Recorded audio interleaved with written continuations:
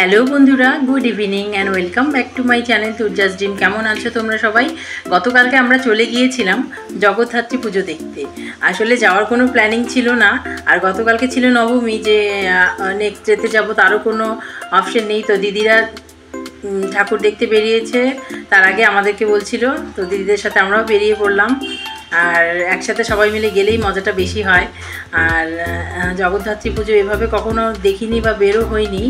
তো গত বছর হয়তো একটা ঠাকুর হয়তো দেখেছিলাম, তো তোমাদের সাথে সেটা শেয়ার করিনি যদিও।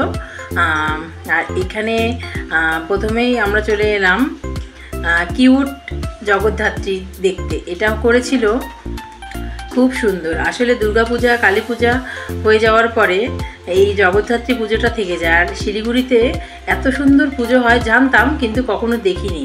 আর এত সুন্দর হয়েছিল প্যান্ডেল, আর মায়ের প্রতিমাটাও হয়েছিল দারুণ। মানে আমরা অনেকটা সময় এখানে ছিলাম, আর ঠাকুর দেখে বেরিয়ে পড়লাম। এখানে অর্কেস্ট্রারও ছিল, তো আমরা আর গান শুনিনি বা গান হচ্ছিল।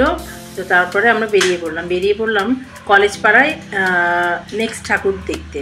তো কলেজ পাড়ার এই তো চন্দননগরের আদলে করেছে মায়ের মূর্তি, এবং ভারতের 12 জায়গার শিবলিঙ্গ এখানে আছে। আর আমি তোমাদেরকে কতটুকু দেখাতে পারছি জানি না, কারণ ভিড় ভীষণ ছিল।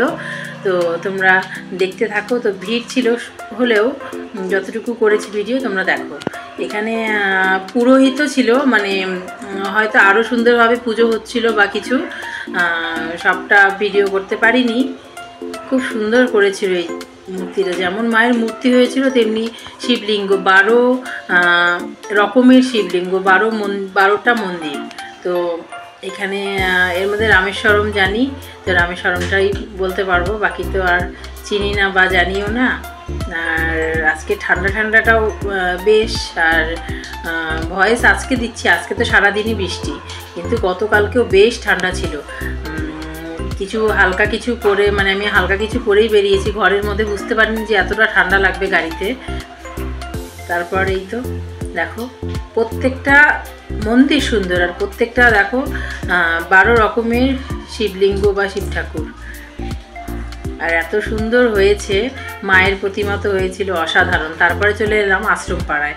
এই হচ্ছে আশ্রম পাড়ায় মায়ের প্রতিমা। এখানেও গান হচ্ছিল পাশে, কিছুক্ষণ বসে গান শুনলাম, বেশ ভালো লাগছিল। তারপরে এই তো আবার বেরিয়ে পড়লাম। এরপরের ডিজনিল্যান্ডে যাব। ডিজনিল্যান্ডে করেছে ওল্ড মাটিগাড়ায়।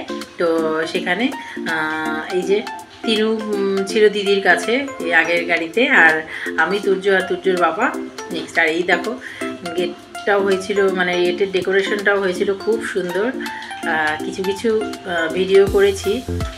নেক্সটে আরও অনেক ভিডিও আছে তোমাদের জন্য, আসলে এডিট করা হয় না বলে আমি ছাড়তে পারি না, কিন্তু খুব সুন্দর। এটাও দারুণ হয়েছিল। আর সবথেকে বড় মেলা এখানেই ছিল, মানে বিশাল বড় মেলা ছিল। তোমাদের সাথে শেয়ার করলাম কিছুটা। এখানে একটু